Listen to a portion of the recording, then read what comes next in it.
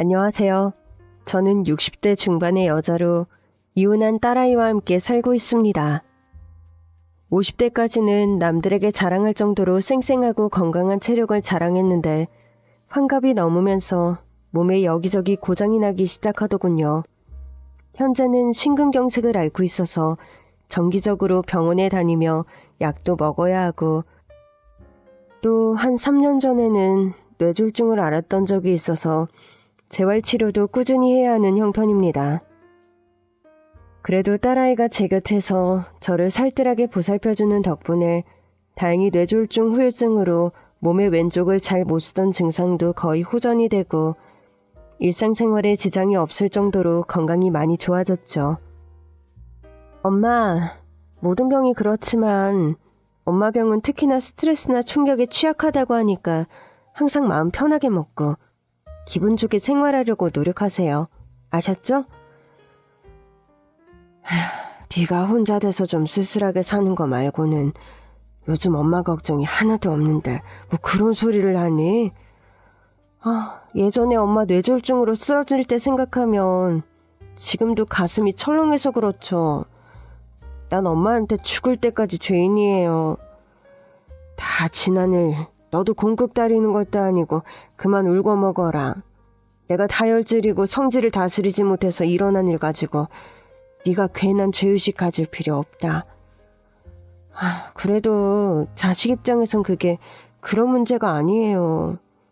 난 죽을 때까지 엄마 옆에서 돌봐드리고 모시는 걸로 그때 미안함 갚을 거야.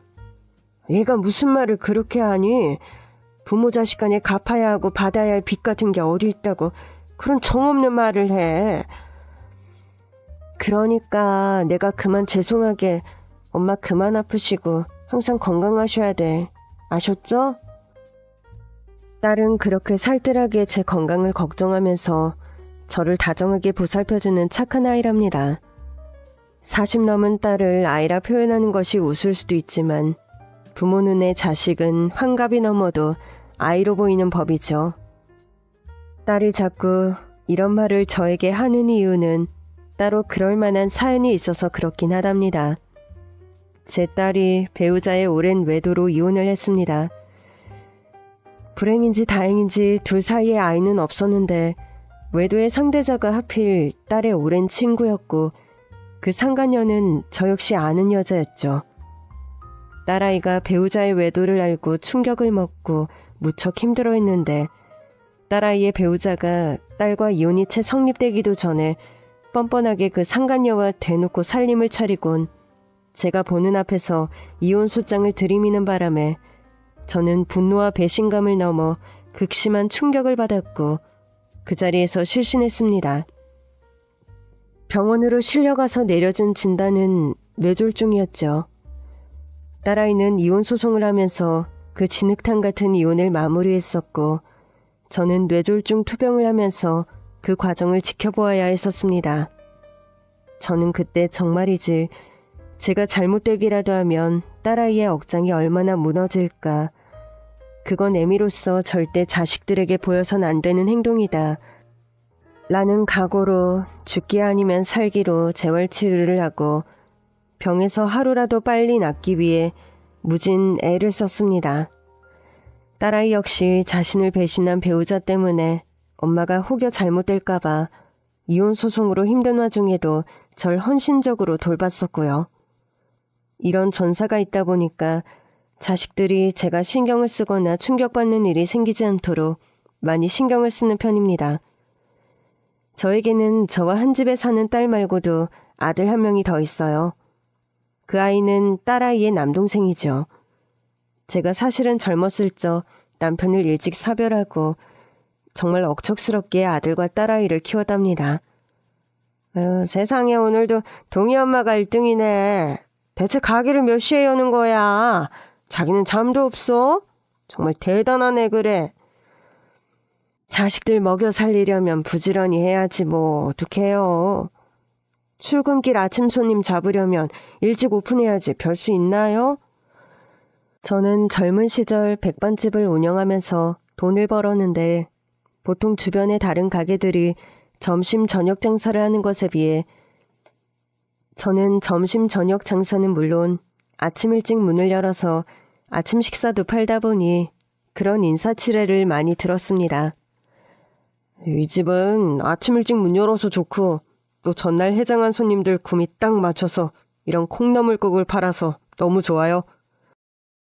아침 식사하시러 오는 분들이 보통 이런 얼큰하고 시원한 국이 있으면 좋아하시더라고요. 과음한 분들이 자주 찾아서 다음 주부터는 아침 식사용 죽도 게시하니까 드시러 오세요. 암튼 사장님 센스 짱이라니까. 내가 이 집 단골이 안 될 수가 없어요. 저는 그렇게 극성스러울 정도로 열심히 밥 장사를 했고 그 덕분인지 돈도 꽤 벌어서 제 힘으로 자식들 공부 남부럽지 않게 시키고 또 집도 마련하고 거창한 건 아니지만 조그만 상가 가건물도 제 소유로 가질 수 있을 정도로 기반을 잡을 수 있었습니다. 딸아이는 어려서부터 공부를 좀 잘했는데 영문과를 나와서 번역 일을 하고 있어요. 재택으로 할 수 있는 일이라서 지금도 저와 한 집에 살며 번역 일도 하고 또 저를 살뜰히 챙겨주기도 하고 참 기특한 딸이지요. 막대 먹은 남자를 만나 인생이 꼬인 것이 마음에 걸리지만 본인 말로는 지금이 행복하다 하니 그러려니 하고 살고 있습니다. 제 아들은요. 공부머리는 없는 대신 성격이 쾌활하고 아주 다감한 아이랍니다. 아들은 어렸을 적부터 항상 집안의 재롱둥이로 저와 제 누나를 웃게 하는 일이 많은 아주 사랑스러운 녀석이죠. 아버지 없이 여자들 틈에서 북적이며 커서인지 제 짝도 결국은 누나와 나이가 비슷한 연상의 여자를 만나 결혼을 하더군요. 여자가 5살 연상이라고? 아무리 요즘 연상연하가 대세라지만 출산도 하고 이세를 생각하면 5살 연상은 좀 그렇지 않니? 엄마, 저랑 그 사람 아이 낳으려고 결혼하는 거 아니에요.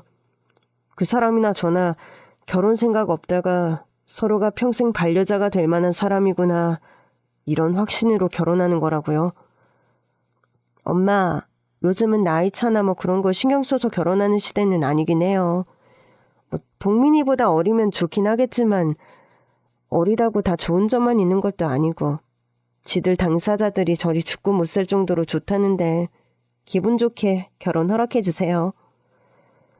니들이 좋다면야 내가 뭐 얼마나 반대를 하겠냐만 집안이 너무 우리가 기우는 것 같아서 솔직히 아들내미 엄마로서 그게 마음에 좀 걸린다.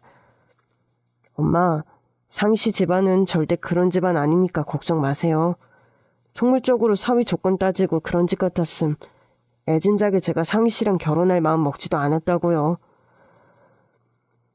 제가 그런 걱정을 하는 데는 나름의 이유가 다 있었습니다. 며느리들 집안이 운수회사를 운영한다고 했는데 재력이 엄청난 데다가 며느리감 역시 서울 명문대를 나오고 외국에 유학까지 다녀온 인텔리어기 때문입니다. 무슨 디자인 공부를 한다고 프랑스로 유학을 다녀왔다는데 결국 그쪽 적성은 아니라서 아버지 회사에 들어가서 일을 하고 있다는데 직책도 임원에 준하는 아주 높은 자리라는 겁니다. 얘 동민아, 너는 천성이 자유로워서 여태껏 네가 내키는 대로 이 일 저 일 하면서 살아왔는데 네 직장이 안정적이지 않고 별 볼 일 없다고 그쪽에서 뭐라고 하지 않더냐? 엄마는 참 왜 그렇게 걱정이 많아요. 언제는 노총각 아들 장가 안 갈 거냐면서 맨날 잔소리 하시더니 나 그냥 장가 가지 말고 엄마 곁에서 평생 같이 살까? 야, 이 녀석아. 엄마가 지금 그런 소리를 하는 게 아니잖아. 엄마, 걱정하지 마세요. 상희 씨는 저를 있는 그대로 사랑해주는 사람이고 그댁 어른들도 돈에 구애받지 않는 경제력 때문인진 몰라도 제 직업에 관해 타박하는 말씀 한마디도 없으셨어요. 그렇다면 다행이긴 한데 참. 제가 구식이어서인 줄은 모르겠지만 여자가 기우는 것도 아니고 남자가 기우는 결혼 그게 과연 괜찮을까 싶으면서 사진가로 여행가로 솔직히 어떤 면에서는 낭인처럼 살아온 아들의 이력과 직업이 걱정되는 것이 사실이었습니다. 사위 직업이 뭐야? 라고 물었을 때 사진 찍고 여행 다니는 게 일이야 라고 하면 걱정부터 앞서는 것이 솔직히 꼰대라고 욕먹는 저희 세대 대부분이 가지고 있는 현실적인 가치관이니까요. 저의 걱정과 기우에도 불구하고 아들은 며느리와 무사하게 결혼식을 올리고 금술도 좋게 잘 살고 있습니다. 그런데 저희 아들이 결혼 후에는 장인회사의 운전기사로 일을 하고 있어요. 고정적인 월급이 들어오는 직업은 아니었으나 세계 각국으로 여행 다니며 사진을 찍고 그런 것을 바탕으로 책도 몇 권 낸 아들이기에 본인의 직업을 접고 처가의 일을 돕는다는 것이 전 좀 마뜩찮아서 그런 말을 한 적이 있습니다. 아들, 네가 돈벌이가 엄청난 건 아니었지만 그래도 명색이 여행작가였는데 장인어른 회사 운전기사로 사는 거 괜찮니? 앞으로도 영원히 제가 일을 할지는 모르겠지만 현재로선 큰 불만 없이 즐겁게 일하고 있어요.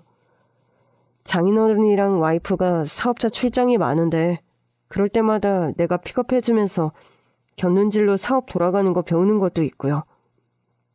너 처가에서 하는 일 너도 할 생각이냐? 장인어른이 직접 그런 말을 하신 거야? 내가 부담 가질까봐 일찍 그런 말씀 안 하셨다는데 솔직히 와이프처럼 나도 회사 일을 도와주셨으면 하는 바람이 있는 것 같아요.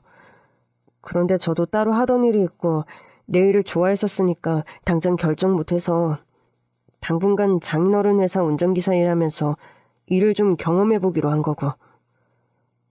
네가 그런 생각이라면 엄마도 더는 말을 안 하겠다만 보리쌀 서말만 있으면 처가살이 하지 말라는 옛말이 괜히 있겠니. 너희 처가가 먹고 살만한 집인 건 사실이다만 네가 너무 그 집에 의존하고 또 그런 걸로 눈치 보고 살게 될까봐 엄만 그게 걱정인 거야. 어이구 우리 박경아 여사님 걱정도 팔자셔. 다른 엄마들은 아들이 금수저 집안에 장가 갔다고 자랑했을 텐데 엄만 그런 거 하나 없이 걱정만 하세요? 제가 돈만 보고 아내랑 결혼한 것도 아니고 회사 돌아가는 거 보고 회사 일 할지 말지 결정하라는 거니까 너무 앞서서 걱정 많이 하지 마세요. 그렇게 저를 안심시키는 아들이었습니다. 게다가 며느리가 가방끈이 아들보다 훨씬 길고 나이도 많아서 처음에 좀 걱정을 했는데 그런 제 걱정을 불식시킬 만큼 아들 며느리의 금슬이 각별하고 좋았으므로 저는 크게 걱정하지 않기로 어느 날부터인가는 마음을 먹게 되었죠. 그러던 어느 날 아들은 결혼하고 나서도 제게 안부 전화도 자주 오고 한 달에 한 번 정도는 저희 집에 와서 저와 제 누나를 데리고 맛집도 가고 그랬었는데 어느 순간부터인가 안부 전화도 거의 없고 집에 놀러 오는 일도 뜸해져서 좀 서운한 감정을 가지고 있었습니다. 아들 자식은 장가 가면 출가한 셈 치라더니만 네 동생도 마찬가지인 것 같다. 치, 엄마 목소리 보니까 동민이한테 좀 서운하신 것 같으네. 아니다. 서운하긴 뭘. 장가간 아들이 자주 집에 놀러 오길 바라는 게 경우 없는 게 대세인 시대인걸 뭐. 부부들이 잘 살면 됐지. 다 바라면 욕심이지. 엄마, 서운하면서 안 서운하다 말하는 게 더 이상해요. 그리고 동민이가 효자고 잔정이 많아서 엄마한테 잘했지만 지초가 생긴 마당에 매달 오는 게 좀 버거울 수도 있어요. 그러겠지.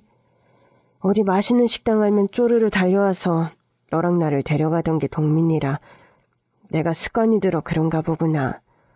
아유, 우리 엄마 콧바람 센 지 오래라 답답하시구나. 차려입어요. 요즘 단풍도 좋다던데 단풍 구경도 하고 산채 정식도 먹고 오게요. 그렇게 서운해하는 저의 기분을 풀어주기 위해서 외출을 그다지 좋아하지 않는 딸아이가 제게 그런 제안을 하더군요. 못 이기는 척 차려입고 딸아이를 따라 나서려는데 휴대전화가 울리는 겁니다. 보니까 한동안 통 연락이 없던 아들 녀석이었습니다. 딸아이는 주차장에 먼저 내려가 있었고 저는 반갑게 아들의 전화를 받았죠. 아들, 목소리 잊어버리겠다. 일이 바빴니? 그간 전화 한 통도 없고. 죄송해요, 엄마. 요즘 회사에 일이 좀 많았어요. 네 처랑 처가 식구들은 다 편안하지? 네, 다들 잘 지내요. 그런데 엄마, 무슨 일 있니? 무슨 일이길래 그렇게 말끝을 흐리고 뜸을 들여, 응? 갑자기 좀 착 가라앉은 듯한 아들의 목소리에 저는 이상한 예감이 순간적으로 들더군요. 엄마, 있잖아요. 우리 장인어른 좀 너무하네. 나한테 월급을 안 줘. 아니, 그게 무슨 소리야.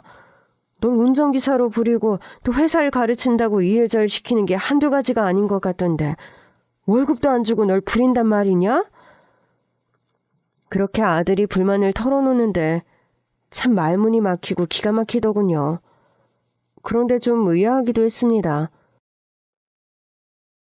제가 아들의 처가 식구들을 상견례 자리에서도 보고 그 밖에 몇 번 식사 자리에서 별일이 있었지만 제가 느끼기에 아들의 장인어른이 그렇게 경우 없는 사람은 아닌 것으로 보였으니까요.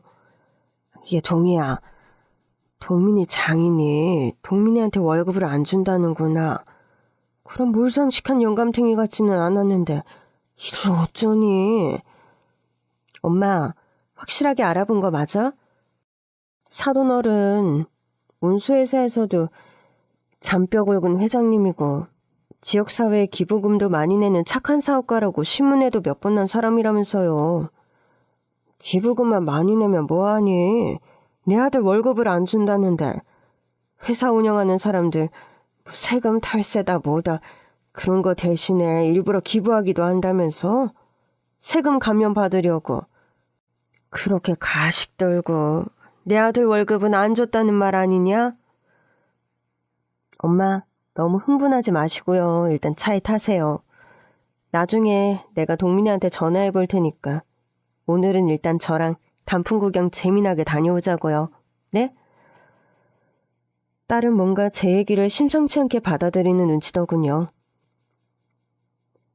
제가 백반장사를 30년 넘게 하면서 나름 사람을 많이 상대하고 보다 보니까 사람 보는 눈이 있는 편이라 자부하고 살았는데 점잖고 좋은 분인 줄 알았던 사돈어른이 이렇게 아들에게 월급을 주고 있지 않다니 충격적이고 화가 나는 일이 아닐 수 없었습니다. 세상의 모든 엄마는 자기 자식에게 나쁘게 구는 사람이 세상에서 제일 싫고 악인인 법이죠.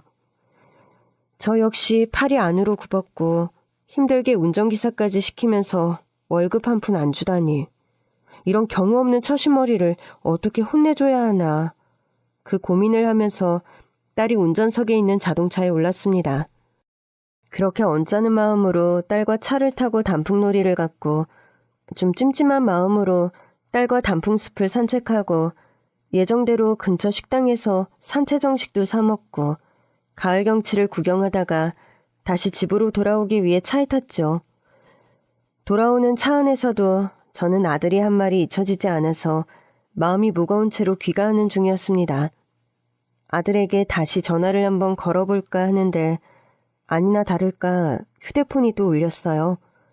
이번에는 제 전화가 아니라 딸에게 온 전화였어요. 여보세요? 네, 맞습니다. 뭐라고요? 우리 동민이가요? 저희 올케 좀 바꿔주세요. 올케, 이게 대체 무슨 말이야? 울지 말고 제대로 말 좀 해봐, 응? 동희야, 무슨 일이야? 무슨 전화길래 네 표정이 그러니? 엄마, 우리 동민이가요. 울지 말고 제대로 말 좀 해봐. 엄마, 제발 놀라지 말고 들으세요. 동민이 회사에서 지금 쓰러져서 병원에 옮겼는데 명을 달리한 것 같아요. 저는 순간 딸아이가 하는 말을 당최 믿을 수가 없더군요. 불과 아침에 저와 아무 일 없다는 듯 심상하게 전화통화까지 한 아들이었는데 그런 아들이 하늘나라로 떠났다니 실감이 나지 않았습니다. 다리에 맥이 풀리고 쓰러져 버릴 것 같은 몸을 겨우 가누고 아들이 있다는 병원으로 당장 달려갔어요. 며느라, 이게 대체 어떻게 된 일이니? 우리 동민이 어디 있어? 어머님, 저와 딸아이는 아들이 잠자듯이 누워있는 마지막 모습을 보고 오열하며 자리에 주저앉고 말았습니다. 명을 달리했음에도 얼굴에 온기도 남아있고 살짝 웃는 듯 입을 다물고 있어서 금방이라도 아들이 병원 침대에서 벌떡 일어나 엄마 걱정 마세요. 나 괜찮아 할 것만 같은 기분이 들더군요. 저는 이를 악물고 자리에서 일어나 눈을 감고 미동 없는 아들의 얼굴을 만져보고 몸도 쓸어보았습니다. 이렇게 아직 따뜻한데 그럴 리가 없어. 그럴 리가. 동민아, 우리 아들 동민이 어서 눈을 좀 떠보렴. 엄마가 왔다. 우리 막내 어서 눈 좀 떠보렴. 어머님 고정하세요. 이 사람 운명했다고 아까 의사가 진단을 내리고 갔어요. 동민아, 내 동생 동민이 누나 목소리 들리니? 누나하고 인사는 하고 가야지, 이 녀석아. 그렇게 병원 중환자실은 순식간에 울음바다가 되었고 저는 순간 아들의 그런 갑작스런 죽음을 받아들이지 못해 그 자리에서 실신하고 말았습니다. 병원에서 안정제를 맞고 눈을 떠보니 눈이 퉁퉁 부은 딸과 며느리가 저를 쳐다보고 있더군요. 우리 동민이, 내 아들 동민이가 왜 이렇게 갑자기 이런 병고를 당하게 된 거니? 어머님, 사실은요, 그이가 좀 오래전부터 아팠어요. 아니, 올케, 그게 무슨 말이야? 동민이가 무슨 병이라도 걸렸었어? 형님께는 진작에 말씀드려야 하지 않았을까.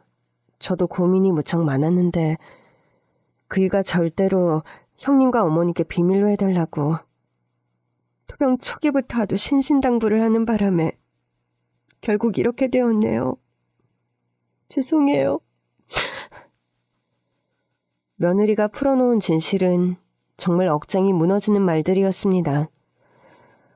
알고 보니 저희 아들은 꽤 오래전부터 뇌종양 투병을 해왔더군요.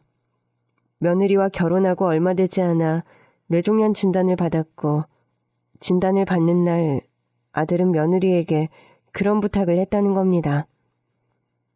여보, 당신에게 꼭 부탁할 말이 있어. 내가 병에 걸린 사실 누나랑 엄마에게는 비밀로 해줬으면 해. 아니, 당신은 지금 단순히 감기에 걸린 것이 아니야. 이런 중병에 걸렸는데 가족들에게 비밀로 하라니 난 그 부탁 못 들어주겠어. 여보, 우리 엄마 사실은 내 위로 형이 한 명 있었어. 그 형이 어릴 때 백혈병으로 중학생일 때 하늘나라로 떠났다고. 엄마는 형이 투병하는 걸 보면서 정말 힘들고 슬퍼하셨어. 누나도 마찬가지였고. 어린 나 역시 뭘 잘 모르면서도 그런 가족들의 아픔을 고스란히 느꼈고 게다가 우리 엄마는 형이 아픈 모습 보면서 날마다 너무 가슴이 아파서 제대로 잠도 못 주무셨다고. 난 내가 아픈 것보다 엄마가 그렇게 힘드실 거 생각하면 그게 더 겁난다. 그래도 그렇지. 당신 상황이 정말 심각한데 어떻게 그걸 어머니께 비밀로 하라는 거야. 나중에 충격받으시면 어쩌려고. 말씀드리는 시점은 내가 정할게. 지금 진단받았고 투병하려면 시간이 많이 남았잖아. 그동안만 비밀로 하자. 엄마가 나 아픈 거 알고 그걸 또 지켜보시는 상황 나 정말로 만들고 싶지 않아. 부탁이야.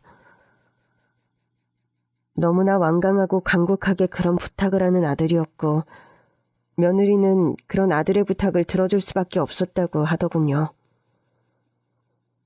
자식 아픈 모습을 어머니께 또 보여드리기 싫다고 하는 그이였어요. 정리할 때가 되면 본인이 어머니께 말씀드리겠다고 했는데 생각보다 너무 갑자기 명을 달리하는 바람에 어머님께 아예 본인의 병을 말할 기회가 없었던 거예요. 며느리는 처음에 한사코 아들의 뜻을 반대하다가 생각해보니 아들의 입장이 이해가 가지 않는 것도 아니었고 병관우는 자신이 하면 되는 것이기에 아들의 마지막 부탁을 들어주었다는 겁니다. 뇌종양 증상 중에 하나가 단기기억 상실증인데 그이가 얼마 전부터 단기기억 상실증을 심하게 앓았어요. 해서 아침에 한 말도 기억을 못하고 몇 시간 전의 일도 낯설게 받아들이고 그러면서 어느 날부터인가는 그런 자신이 겁나고 못 믿어왔는지 하루하루 하고 싶은 말들을 녹음기에 녹음하기 시작했고요. 며느리는 저에게 줄 아들의 녹음기가 있다면서 나중에 유품으로 전해주겠다고 하는 겁니다. 그제서야 왜 장인어른이 월급을 안 준다고 불평을 했는지 이해가 가더군요.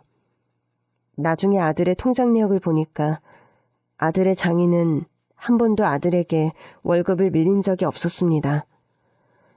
병이 진행되면서 단기기억 상실증에 걸린 아들이 월급을 받아놓고도 받지 못했다고 착각을 하고 저에게 그런 불평을 했던 겁니다. 우린 그런 줄도 모르고 사돈 어른을 욕했답니다. 너무 그렇게 말씀 안 하셔도 됩니다. 저희도 귀하게 얻은 사위를 이렇게 황망하게 잃게 되어서 너무 슬픔이 큽니다. 사돈 어른의 슬픔이야 더 헤아릴 길이 없겠지만 그래도 우리 사위가 사돈 어른 걱정해서 그렇게 끝까지 본인 편까지 숨겼는데 힘드시겠지만 기력을 좀 차리세요. 아들의 장례식을 치르는 내내 저는 슬픔에 잠겨서 거의 휠체어 신세를 져야 하는 지경이었죠. 엄마, 동민이가 떠나서 나도 힘들고 너무 슬퍼요. 엄마도 많이 슬픈 거 아는데 엄마가 이렇게 식사도 전혀 안 하시고 쓰러져 계시면 동민이가 얼마나 속상하겠어. 아들 먼저 보내고 애미가 밥이 목구멍으로 넘어가겠니? 나도 그만 동민이 따라서 저 세상으로 가면 원이 없겠구나. 엄마, 꿈에라도 제발 그런 말씀 마세요. 동민이가 엄마 걱정해서 그렇게 아픈 사실도 말 안 하고 힘들게 투병하다 떠났는데 엄마가 이러시면 동민 뜻이 뭐가 돼요, 네? 딸의 말을 듣고 보니 정말 억장이 무너지는 와중에도 틀린 말이 아니라서 저는 기를 쓰고 자리에서 일어났었죠. 그렇게 제정신이 아닌 상태로 아들의 장례식을 치르고 집으로 돌아와 아들의 유품을 받아들고 정리하는데 며느리가 말했던 녹음기가 나왔습니다. 엄마, 우리 이거 같이 들어봐요. 동민이가 생전에 하고 싶은 말을 우리한테 남긴 거라고 했어. 그래, 우리 얼른 그거 들어보자꾸나. 엄마, 새파랗게 젊은 아들이 갑자기 뇌종양에 걸려 하늘나라로 떠났다니 실감도 안 나고 너무 속상하시죠? 너무 죄송해요. 자식 앞세우는 부모 만드는 게 세상에서 가장 큰 불효라고 하는데 저는 진짜 불효자식이 틀림이 없네요. 그래도 제가 병을 숨긴 것에 관해 너무 야단치지는 말아주세요. 저는 사는 날까지 엄마에게 환하게 웃는 행복하고 건강한 모습만 보여드리고 싶었어요. 우리 막내 아들 미소는 100만 불짜리 미소라고 늘 좋아하시는 엄마셨잖아요. 마지막 순간까지 그런 100만 불짜리 미소의 아들로 기억되고 싶었습니다. 녹음기에서 흘러나오는 아들의 육성을 듣고 있자니 다시 눈물이 차오르고 감정이 북받쳐 오르더군요. 딸아이와 함께 겨우 마음을 추스르고 다시 녹음기를 재생시켰는데 엄마, 누나, 그리고 제가 생전에 못 드린 말씀이 또 하나 있습니다. 저에게 사실은 아들이 한 명 있어요. 지금 아내와의 사이에서 태어난 아들은 당연히 아닙니다. 그 아이, 제가 결혼하기 훨씬 전에 만났던 제 첫사랑, 그 여자친구와의 사이에서 태어난 아이예요. 녹음기에서 듣게 된 아들의 고백은 충격적이었습니다. 아들은 전문대학을 다니면서 캠퍼스 커플로 연애를 했는데 그 여자애와 한 2년 정도 연애를 하고 헤어진 것으로 알고 있었습니다. 그런데 그 헤어진 여자친구와 몇 년 후 우연히 재회했고 다시 만나게 되었다고 합니다. 재회해서 만나다가도 다시 결별을 맞았는데 아들에게는 비밀로 하고 그 여자가 임신을 했고 출산까지 했던 모양입니다. 그 여자는 후에 다시 다른 사람을 만나 결혼을 하게 되면서 미국으로 이민을 계획했는데 그 여자의 부모가 그 아이를 거두겠다고 약속을 해놓고는 몰래 아이를 고아원에 맡겨버렸다는 겁니다. 그것도 모르고 여자는 미국에 이민 가서 잘 살고 있다가 우연히 아는 지인을 통해 자신의 아이가 고아원에서 생활하고 있다는 말을 듣고 제 아들에게 뒤늦은 이실직고를 했던 거였죠. 엄마, 저는 제게 아들이 있다는 소식을 듣고 믿을 수가 없어서 그 아이가 있다는 고아원을 정신없이 찾아갔어요. 그 아이를 보는 순간 저는 깨닫고 말았어요. 뭘 재고 따지고 의심할 것도 없이 그 아이는 제 아이가 맞다는 걸요. 너무나 저를 빼닮은 아이를 보면서 저는 뒤늦게라도 아이의 존재를 알게 되어 다행이라 생각했습니다. 아들은 자신의 아이를 만났지만 아이에게 자신이 아빠라고 고백하지 않았다고 합니다. 하필이면 아들이 뇌종양 진단을 받은 데다가 시한부 선고까지 내려진 상황이라서 아이에게 충격을 주고 싶지 않았다는 겁니다. 그리고 며느리, 현재의 아내에게도 이런 사실을 털어놓을 자신이 없었다고 하네요. 엄마, 누나, 이런 상황이 되고 보니까 제 아들을 부탁할 사람이 딱 2사람밖에 생각나지 않더군요. 바로 엄마와 누나요. 제 아내는 저를 지극히 사랑하고 제가 사랑하는 여자도 유일하게 자신이라고 생각하고 그 믿음 하나로 행복한 사람입니다. 나이는 많아도 제대로 누군가를 사랑한 것이 제가 처음이라는 순수한 사람인데 제 아이의 존재를 그 사람에게 밝히는 것이 도리가 아닌 것 같아서 아내에게는 말하지 않았습니다. 제 병간호를 하느라 제가 언제 떠날지 모른다고 늘 동동거리며 애달파하는 아내에게 저의 이런 비밀을 말하는 것이 도리가 아닌 것 같아서. 그런 연유로 며느리에게도 말하지 않고 저 혼자 몰래 본인이 아빠인 것도 숨기고 고아원에 아들을 보러 다닌 거였더군요. 그러면서 아들은 자신의 아이의 거처와 친자 확인 증명서 등을 보관해둔 관할 경찰서를 말하더군요. 엄마, 누나, 제 숨겨진 아들의 신원과 주소, 가족관계를 증명할 수 있는 서류 등을 경찰서에 보관해두었으니 이 녹음을 듣는 즉시 그 경찰서로 가서 아들의 행방을 확인하고 그 아이를 부디 따뜻한 가정의 울타리로 데려와 주세요. 살면서 엄마와 누나에게 해드린 것도 없고 걱정만 끼쳤는데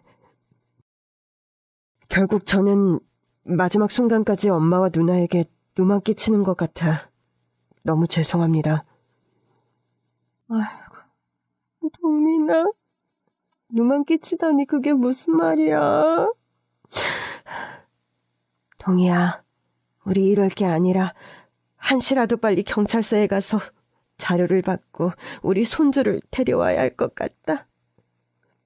저는 당장 딸을 데리고 아들이 말한 경찰서로 향했습니다. 사실 그 경찰서에는 아들의 절친한 친구 한 명이 경장으로 일을 하고 있었어요. 어머님, 마음은 좀 추스르셨어요? 안 그래도 동민이가 맡긴 자료들 때문에 찾아뵈려고 했습니다. 아들의 친구는 캐빈에 깊숙하게 보관해두었던 서류 봉투를 저희 모녀에게 건네더군요. 동민이가 단기 기억 상실증을 앓으면서 본인의 상태에 대한 믿음이 자꾸 없어지다 보니 이런 식으로 아들과의 연결고리를 보관해 두려고 했습니다.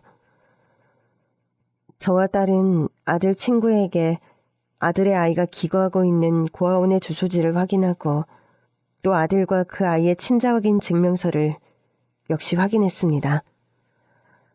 아무것도 아닌 종이 쪽지가 그렇게 눈물을 흘리게 하고 가슴을 뛰게 할 수 있다는 것을 그때 처음 알았네요. 고마워요. 이렇게 소중한 자료를 고이 보관하고 있어줘서. 우리 동민이 부탁 잘 들어줘서 고맙습니다. 나중에 같이 식사라도 한번 꼭 해요. 그렇게 아들 친구에게 인사를 하고 저와 딸은 그 길로 즉시 아들의 아이가 있는 고아원으로 향했습니다. 고속도로를 달려 고아원으로 향하던 길, 왜 그렇게 시간은 가지 않는 건지 가는 동안 자꾸 침이 마르며 시계를 반복해서 쳐다보게 되더군요. 엄마, 마음 좀 진정시키세요. 우리 동민이 아들 만나러 가는 건데 기쁘게 차분하게 가자, 응? 그래, 우리 손주가 할머니를 보고 너무 놀라지 않아야 할 텐데.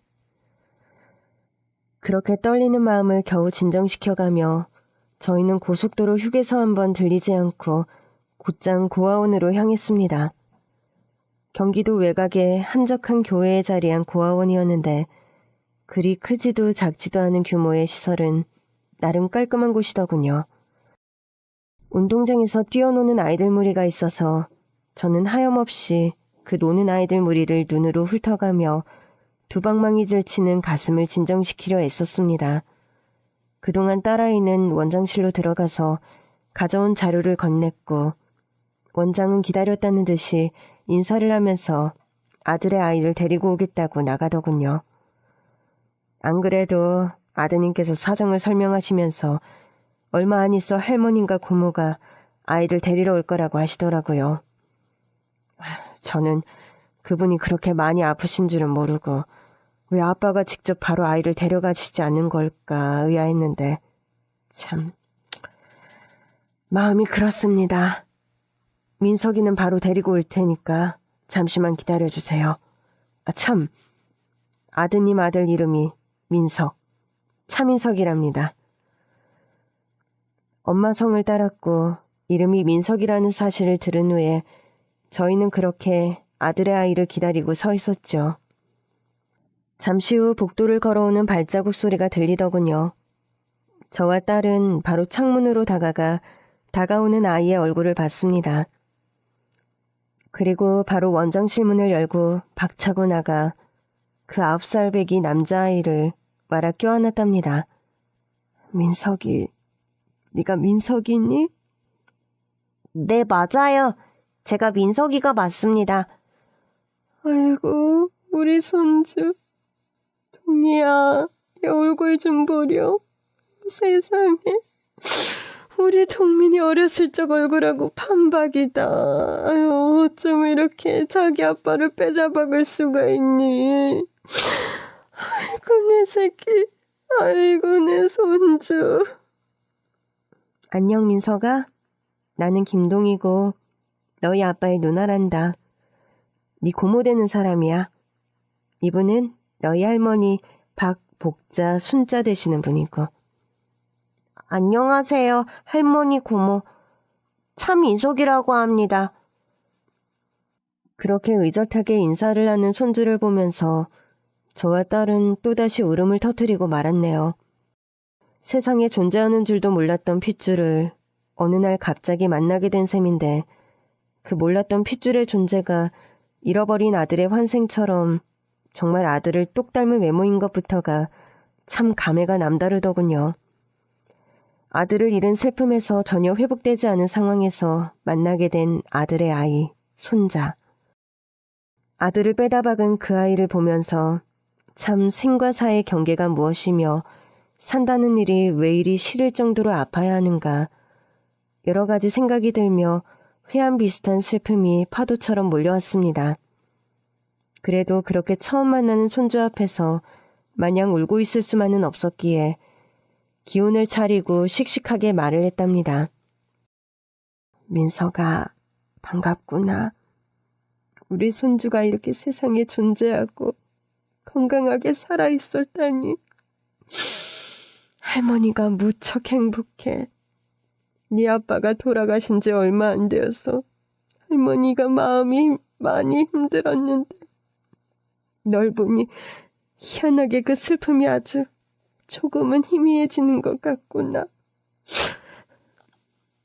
할머니, 그렇게 참지 않으셔도 돼요. 울고 싶으면 우세요. 그렇게 말하며 저를 끌어안고 제 등을 토닥여주는 손주였습니다. 어린아이가 어찌나 속이 깊고 어른스러운지 저는 또 한 번 감동을 하고 말았네요. 그렇게 감격에 상봉을 하고 딸과 손주와 이런저런 이야기를 하고 있는데 휴대전화가 울리더군요. 여보세요? 아, 지금 어디냐고? 실은 말이다. 며느리가 전화가 와서 대뜸 어디 계시냐고 묻는데 순간 할 말이 떠오르지 않았습니다. 아들은 며느리를 배려해서 자신에게 숨겨둔 아들이 있다는 사실을 숨겼다고 했는데 이 모든 상황을 어떻게 설명해야 할지 난감한 것이 사실이었죠. 어머님, 저 사실 고아원 앞에 있어요. 그이가 제게 남긴 녹음기도 있었는데 그거 들으면서 동민 씨에게 아들이 있다는 얘기를 듣게 되었고요. 동민 씨 친구분께 물으니 어머님과 형님이 오늘 여기 온다고 하셔서 저도 왔어요. 아니 그래도 네가 여기를 어떻게? 정말 너 괜찮니? 너까지 불어 걸음을 안 해도 되는데 어떡해? 동민 씨 친구에게 듣자 하니까 아이가 동민 씨를 붕어빵처럼 닮았다면서요? 사실 그래서 더 그 아이를 한 번 더 보고 싶었어요. 그렇게 말하는 며느리의 목소리에는 그 어떤 원망도 일체 느껴지지 않았기에 저는 딸을 시켜서 며느리를 고아원 안으로 들어오게 했습니다. 며느라이는 의외로 담담하게 손주와 인사를 나누고 대화도 자연스럽게 하더군요. 안녕 민서가? 아줌마는 네 아빠와 결혼해서 살던 사람이란다. 아줌마와 아빠 사이에 아이는 없었는데 네가 유일하게 돌아가신 아빠의 아들이라 해서 아줌마도 인사를 한번 하고 싶어서 찾아왔어. 내가 혹시 불편하니? 아니에요, 아줌마. 아빠랑 저희 친엄마 얘기는 미리 들어서 저도 다 알고 있고 저는 아빠가 살아계실 때 몇 번 뵀는데 그분이 아빠인 줄도 몰랐어요. 그렇구나. 민석이 아빠가 실은 많이 아프셨단다. 해서 민석이에게 아픈 모습을 보여주기 싫으셔서 그랬던 거야.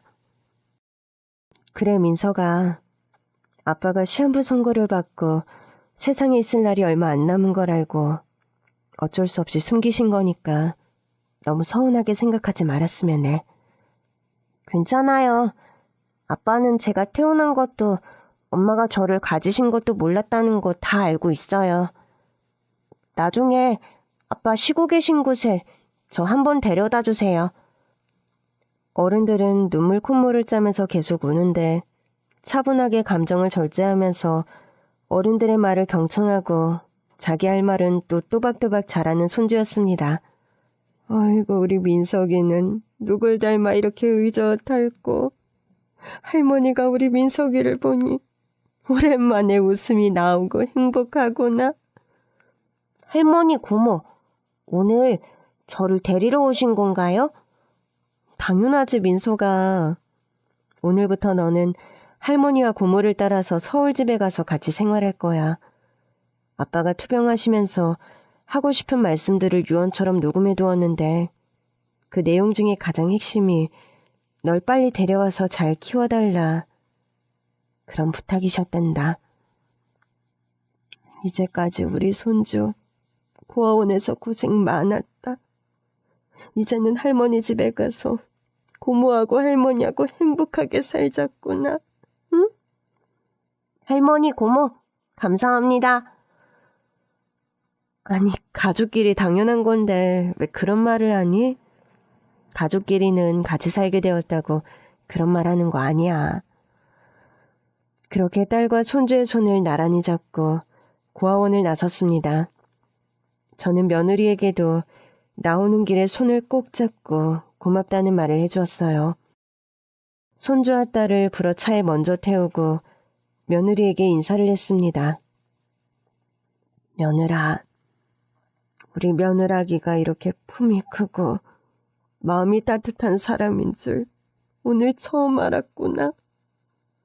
네 남편에게 숨겨진 사실이 있다는 사실. 좋은 마음으로 받아들이기 쉽지 않았을 텐데. 불어 이렇게 찾아와서 인사도 하고 마음으로 축하까지 해주니까 내가 솔직히 네 얼굴 볼 면목이 없어. 아니에요, 어머님. 저 솔직히 이기적인 이유로 이곳에 온 거예요. 이기적인 이유라니.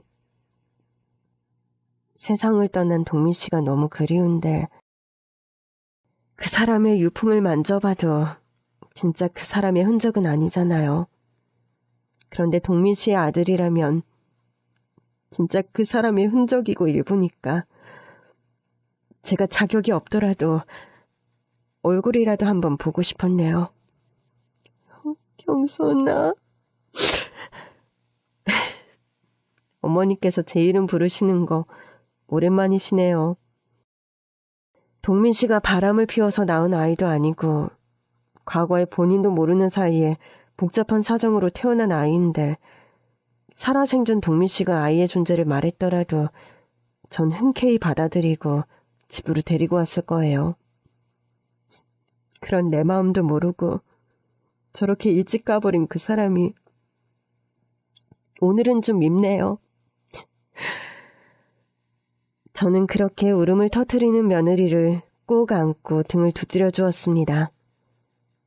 어머님, 동민 씨는 떠났지만 그래도 저 가끔 어머님 댁에 놀러가도 되죠? 당연하지. 네가 우리 집에 오는 걸 뭘 허락까지 받고 그러니? 그렇게 며느리와 헤어지고 딸이 운전하는 차를 타고 서울 집으로 돌아왔습니다. 뒷좌석에서 그날 처음 만난 손주 녀석의 작은 손을 꼭 잡고 있는데 참 마음이 애잔하고 먹먹하더군요. 우리 동민이 세상을 먼저 떠난 아들이 이 작은 손주 녀석의 손을 얼마나 잡고 싶었을까. 그 생각을 하니까 또 눈물이 앞을 가리는 겁니다. 엄마, 이제 좀 그만 울어요. 민석이가 뭐라고 생각하겠어? 미안하다. 우리 민석이가 동민이를 너무 빼닮아서 너무 좋아서 반가워서 그런다. 엄마, 우리 집에 가는 길에 동민이 보고 가자. 딸은 서울로 향하던 길에서 갑자기 아들이 잠들어 있는 추모원으로 차를 돌리더군요. 추모원에 들러서 민석이에게 인사를 시키고 그렇게 집에 돌아가는 것도 나쁘지 않겠다 생각이 들었습니다. 민석아, 여기가 너희 아빠를 모신 곳이란다. 인사드려. 안녕하세요. 아빠 아들 차민석입니다. 아빠, 얼마 전부터 저 자주 보러 오신 거 알아요. 마지막에 저 보러 오셨을 때라도 좀 아는 척 해주시지. 아빠가 초콜릿 좋아하신다고 제게 여러 번 말씀하셨는데 다음번엔 초콜릿 사들고 찾아뵐게요. 아빠. 한 번도 울지 않고 그렇게 의젓함을 유지하던 손주 녀석이 아빠의 위패가 모셔진 납골당 앞에서 하염없이 울음을 터뜨리는데 저와 딸은 또다시 그 모습에 가슴이 미어지며 오열을 하고 말았습니다. 시한부 선고를 받았고 살 날이 얼마 남지 않은 자신의 처지 때문에 아들을 보고도 자신이 아빠라고 말하진 못했던 아들의 심정을 생각하니 그 또한 다시 가슴이 미어지더군요. 동민아, 네가 먼저 가서 엄마가 참 많이 슬프지만 그래도 먼저 간 널 탓하지 않을게. 그리고 이렇게 사랑스럽고 똑똑한 네 아들 민석이를 우리에게 선물처럼 남겨주고 떠나서 참 고맙다. 우리 아들 자랑스러워. 넌 살아생전 엄마에게 행복과 사랑만을 주고 떠난 훌륭한 아들이란다. 네 아들 민석이는 누나와 내가 잘 키울 테니 그곳에서 부디 걱정 말고 편히 쉬려무나. 동민아, 누나는 가정에 매인 몸도 아니고 너도 알다시피 남편도 자식도 없이 쓸쓸한 인생이었어. 이런 누나의 재미없는 삶에 민석이 같은 보물을 떨어뜨려 주어서 고맙구나. 너에게 부끄럽지 않은 누나가 될 거야. 편히 쉬어, 동민아. 아빠, 안녕히 계세요. 그렇게 인사를 하고 아들이 쉬고 있는 추모원을 떠나왔습니다. 아들은 뇌종양 투병을 하면서도 회사를 쉬지 않았는데 모두 아들 민석이를 생각해서였더군요. 하루라도 더 일해서 아빠 노릇을 하고 떠나고 싶었던 겁니다. 아들은 세상을 떠나며 자신의 보험금과 적금, 모아둔 월급 통장 등을 모두 제 명의로 남겼더군요. 명목은 아들 키우는 데 써달라. 그리고 노안이 많은 내 병원비에도 보탰어라. 그런 아들의 이런 결정에 며느리가 서운하지 않을까 싶은 마음이 들더군요. 저 역시 재벌은 아니지만 평생 백반장사를 해서 노후 걱정 없고 손자 한 명 키울 정도는 걱정 없을 정도로 먹고 사는 형편이지만 며느리가 마음에 걸려 그런 제의를 했습니다. 얘 아가, 동민이가 자기 보험금이나 적금 그런 것들을 모두 내 앞으로 해두었는데 아마 자기 아들이 걱정돼서 그런 것 같다. 그래도 네가 생전에 동민이 아내였는데 네가 권리가 가장 큰 사람이니 보험금은 네 앞으로 돌려주마. 그리 알고 네가 필요한 곳에 쓰도록 해. 어머님, 사실 그런 경제적인 부분은 그이가 살아생전 저와 모두 의논한 사항이에요. 그 사람이 제게 일정 부분 상속해주고 싶어 했지만 제가 괜찮다고 했어요. 그 사람 유산은 민석이를 위해서 쓰세요. 그게 맞아요. 그렇게 말하면서 며느리는 앞으로 손주 녀석의 후견인 역할을 하고 싶다고 하는 겁니다. 사실 며느리 집안이 운수회사를 운영하는 오너기업이라 재력이 대단한 편인데 그렇다고 며느리의 도움을 받는 것도 말이 안 되는 일이기에 계속해서 저는 거절했죠. 어머니, 저희 집안이 원래 장학사업 오래 해오기로 유명해요. 민석이는 똑똑하고 공부도 잘하고 무엇보다 제가 세상에서 가장 사랑했던 사람의 아들이라서 제가 순수하게 도움을 주고 싶은 거예요. 하늘에서 동민 씨가 보고 저한테 고마워, 우리 아들 챙겨줘서. 저 그냥 그런 말 듣고 싶어서 그럽니다, 어머님. 며느리는 눈물이 글썽한 얼굴로 그런 진심을 피력했고 저는 며느리의 뜻을 받아들였죠. 그렇게 며느리는 저희 손주 녀석의 후견인이 되었습니다. 굴곡진 사연으로 고아원에서 지내던 손주가 저희 품으로 돌아와 이렇게 잘 커나가게 되어서 너무 다행입니다. 아들을 먼저 떠나보낸 슬픔은 그 무엇으로도 메꿀 수 없겠지만 저에게는 피할 수 없는 과업이 생겨버려서 마냥 슬퍼하지 않으려고 합니다. 사는 날까지 건강하게 살고 하루라도 더 살아서 손주 녀석의 방패막이가 되고 어머니 역할에 최선을 다하려고 합니다. 훗날 아들을 만나러 저 세상에 갔을 때 너희 아들 잘 컸으니 아무 걱정 마라. 그런 말 해주어야 하니까요. 슬픔 속에서도 살아갈 희망을 가지게 되는 것은 사랑하는 사람이 남기고 간 흔적을 잘 지키고 보살펴야 할 때 생겨나는 것 같습니다. 우여곡절 끝에 손주를 만나게 된 것은 남은 시간 꿋꿋하게 잘 살아내라는 저 높으신 분의 뜻 같기도 합니다. 긴 얘기 들어주셔서 정말 감사합니다.